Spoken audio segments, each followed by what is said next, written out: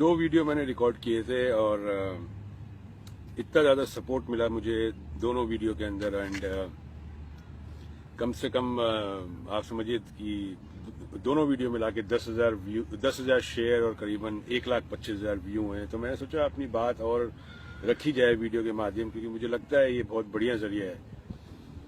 अभी जो कुछ हो रहा है ये मुस्लिम और हिंदू का ये सब चक्करबाजी, ये सब एक बड़ी सेट राजनीति के अंतर्गत सब चीज हो रही है।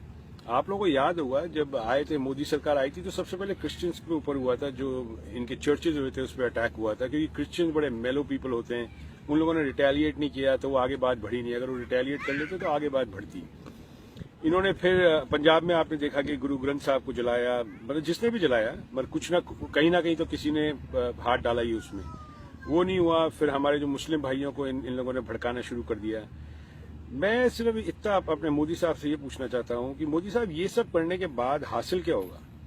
इससे हासिल कुछ नहीं होगा, क्योंकि देश अपने चार जो रिलीजन है उनसे बना है, हिंदू, मुस्लिम, सिख और ईसाई। जब ये चारों इकट्ठा होती है तो ये बनती है मुट्ठी, और मुट्ठी बन के तब ये दिखाया जाता है पूरी दुनिया को ठेंगा कि हम जैसा मजबूत देश इस दुनिया में है नहीं। आपने जुमले बेचना शुरू कर दिया। जुमले आपने बेचे अपनी कंट्री में, जबकि मोदी साहब मैं आपको एक चीज बताता हूं कि जितने भी बड़े देश हैं वो जुमले बेचते हैं दूसरे देशों को, वो अपने देश में जुमले नहीं बेचते। अपने देश में जुमले इसलिए बेचते कि आपको खरीदार मिल गए। आपकी पूरी इलेक्शन कैंपेन और ये सब एक बड़ी ही सोची समझी मार्केटिंग स्ट्रैटेजी के साथ था। मुझे आज से याद है कि 2.5 साल पहले कि मैंने बात कही थी इंडिया के अंदर, और एक मेंबर ऑफ पार्लियामेंट हैं उनको मैंने बोला था, मैं नाम लेना नहीं चाहता, कि आपकी पूरी की पूरी मार्केटिंग जो है वो संभाल रहा है एप्को मार्केटिंग, जो कैलिफोर्निया में इसकी एक ऑफिस है और वो संभाल रहा है। क्योंकि एप्को मार्केटिंग का जो वाइस प्रेसिडेंट था वो मेरा दोस्त था। उसने मुझे पूछा था हु इज दिस मोदी।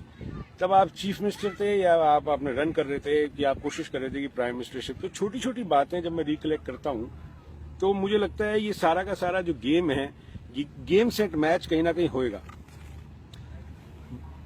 मुझे बड़ी खुशी हुई थी जब आपकी स्वेरिंग इन हुई थी 26 मई को, जो मेरा जन्मदिन है। मगर मोदी साहब इस साल मैंने 2015 को अपना जन्मदिन बनाया नहीं, क्योंकि मुझे पता है कि ये जो कुछ आप खेल रहे हैं ड्रामा, ये ज्यादा दिन ये चलेगा नहीं। लोग बाग जग रहे हैं, आप सोशल मीडिया पे आप देख रहे होंगे काफी आपके मिनिस्टर हैं, ये जो भी आपके ये जो टटपुंजे आपने लगा रखे हैं जो समाज में बड़गराने का काम करते हैं, ये साक्षी महाराज, ये योगी कोई योगी है यूपी का, एक अपने साध्वी प्राची है, कुछ भी बकती रहती हैं। ये सब लोगों को आपको इन लोगों को दफा करना पड़ेगा। अगर आपको 2019 के आगे जाना है तो इन लोगों को दफा करना पड़ेगा, नहीं तो मुझे लगता है 2018 के बीच में या आसपास उसके आप इलेक्शन कॉल कर लेंगे। क्योंकि बिहार में क्या होने वाला है ये मुझे पता नहीं, मगर यूपी में मुझे पता है कि क्या होने वाला है। यूपी के अंदर आप लोग हार जाएंगे, और आप लोगों को बर्दाश्त है नहीं।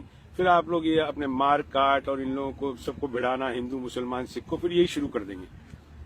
तो इसके अंदर सीधी सीधी बात यह है मोदी साहब कि आपको बैठ के समझना पड़ेगा। और ये जितने आप ये जुमलेबाजी करते हैं, योगा करवाना, बेटी बचाओ करवाना, और ये डिजिटल इंडिया कराना, मेक इन इंडिया कराना, ये कुछ होगा नहीं। क्योंकि जब तक अपने जो घर के अंदर शांति नहीं होगी तब तक बाहर वाला आता नहीं है मोदी साहब, कोई भी नहीं आएगा। हिंदू मुसलमान सब एक हैं, ये पूरा देश हिंदू मुसलमान ने बनाया था। आप कलाम साहब से ले लीजिए पीछे तक, इंडिपेंडेंस तक, इसके अंदर सारे लोग थे। ये सब लोगों ने बनाया है पूरे हिंदुस्तान को। कोई अपने हिंदुओं की जागीर नहीं है। और ये आरएसएस वाले जो आपके चड्डी गैंग जो आपने इकट्ठा कर रखा है, इनको जरा संभालिए। ये लोग तो, इनकी ऐसी ऐसी फोटो आ रही है सोशल मीडिया के ऊपर, ये कि कोई जगह जैसे कर्फ्यू लग जाता है और उसके अंदर आर्मी निकलती है तो ये लोग आर्मी की तरह निकलते हैं। डांडी मार्च कई ऐसे फोटो आ रही है। ये लोग जो अपने बच्चे हैं उन लोगों को सिखा रहे हैं हथियार चलाना। क्या ये सच है या नहीं है? आप बोलते नहीं है। आपके मन में क्या है वो आपकी जुबान पे नहीं है मोदी साहब, ये बात तो पक्की है। जो आपके मन में है वो जुबान पे नहीं है। आप सोचते कुछ और है और करते कुछ और है, और ये बहुत ही डेंजरस गेम है। क्योंकि आप बहुत बड़े जो देश है, जो आज का लोकतंत्र है अपना, वो बहुत बड़ा लोकतंत्र है, उसके साथ इस तरह का भद्दा मजाक करना, इस तरह से करना कि जिस तरह से आपने लोगों को अंधेरे में रख दिया है, ये ठीक बात नहीं है। मेरा जो वीडियो है पता नहीं आप तक पहुंचता है नहीं पहुंचता, मेरे को तो नहीं लगता पहुंचेगा। कि हो सकता है आप मेरा जो फेसबुक अकाउंट भी आप मेरा रुकवा दें, क्योंकि अब तो मार्क आपका फ्रेंड है, तो मार्क को बोल के आप तो फेसबुक अकाउंट भी रुकवा सकते हैं।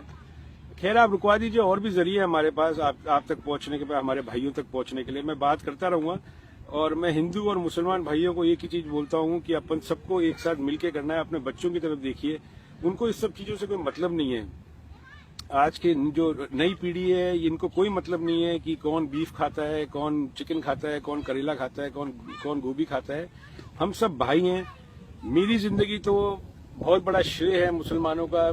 मैं जहाँ हूँ, जिस स्थिति में हूँ, मेरा बहुत बड़ा श्रेय है। मेरे जो पिताजी थे, उन्होंने 32 साल इंडियन एयरफोर्स में काम किया। उनके फ्रेंड्स सारे मुसलमान होते थे। हमने तो कभी बचपन में देखा नहीं। ये वो तबका है जो रोटी कपड़ा मकान के अंदर उलझा हुआ है, और वो तबका बहुत ज्यादा बड़ा होते चला जा रहा है हिंदुस्तान में। तो वो एक ऐसा विशिष्ट सर्किल में फंस गया है कि उनको रोटी कपड़ा मकान के अलावा कुछ दिखता नहीं है। और अब एक नई चीज आ गई, शौचालय। तो रोटी कपड़ा और मकान और शौचालय, 4 चीजें कि इनके ऐसे घुंघरू बांध रखे हैं कि आप समझ लीजिए 60% अपनी जनता के ऊपर कि वो इसी में उलझे रहते हैं। उनको आगे कुछ समझ में नहीं आता देश में क्या हो रहा है। तो ये बड़गिराने वाले जो लोग हैं, मोदी साहब, ये जो साक्षी महाराज और जो भी हैं, इनको अंदर करिए, क्योंकि ये आपके सारे स्कीम को, सारे के स्कीम जितनी भी आप लेके आते हैं, सारे फ्लैट होते नजर आ रहे हैं, और हो गए हैं लगभग। कई स्कीम तो फ्लैट है। आपके जो फिगर्स आते हैं वो सारे रिग्ड फिगर्स होते हैं। इंडिया में तो फिगर्स वैसे ही रिग्ड होते हैं। एक छोटे से धंधे वाला, परचूने वाला ही अपने फिगर्स को रिग करके इनकम टैक्स में बताता है। तो आपके तो फिगर बहुत बड़े, लाखों करोड़ों में जाते हैं। आज की रात कैलकुलेटर में डालना चाहे तो जीरो नहीं पता लगे कितने डालने पड़े। हम तो बहुत छोटे से आदमी हैं।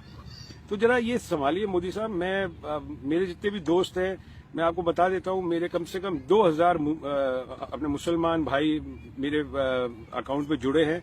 और एक मुसलमान भाई ने भी, मोदी साहब, एक मुसलमान जो भी था भाई ने कभी भी गलत नहीं बोला किसी हिंदू के बारे में। तो ये जो बड़गराने वाली बातें, ये आप लोगों की बातें हैं, इनको आप अपने तक ही सीमित रखिए, और ये ड्रामेबाजी बंद करिए। ये पार्लियामेंट में जाना, झुक के जाना, ये सेल्फियां खींचना, ये सब पूरा मजाक बन रहा है आपका। यूएस मीडिया में आपका मजाक बन रहा है, ऑस्ट्रेलिया मीडिया में मजाक बन रहा है, और आपका मजाक नहीं बन रहा। इसमें ऐसा है, प्राइम मिनिस्टर साहब, मजाक बन रहा है हम लोगों का। ये हम लोगों का मजाक बन रहा है, आपका कोई मजाक नहीं बन रहा है। इसमें आप आएंगे यहाँ पे 2019 में, अगर अरविंद केजरीवाल जीतते हैं, और अरविंद केजरीवाल जितना काम कर रहे हैं, मैं कोई आम आदमी पार्टी का नहीं हूँ, ना मैं कोई अरविंद केजरीवाल का हिमायती हूँ। वो अगर यंकी स्टेडियम में करेगा न्यूयॉर्क के अंदर, तो 1 लाख आदमी जमा हो जाएगा। आपने 18,000 जमा करे थे एमएसजी के अंदर, जहाँ सारे गुजराती है, ट्राई स्टेट एरिया में, कनेक्टिकट, न्यू जर्सी और न्यूयॉर्क में सारे गुजराती रहते हैं। 18,000 आदमी जमा करना कोई बड़ी बात नहीं। मीका सिंह के शो में जमा हो जाते थे वहां पे इतने 18,000 आदमी। तो जरा सोचिए, समझिए, और जल्दी से जो भी एक्शन लेना है, इन लोगों के खिलाफ एक्शन लीजिए। देश बहुत ही गुस्से में आ रहा है, और गुस्सा जहाँ पे होता है वहां पे दिमाग चलता नहीं मोदी साहब। Thank you so much.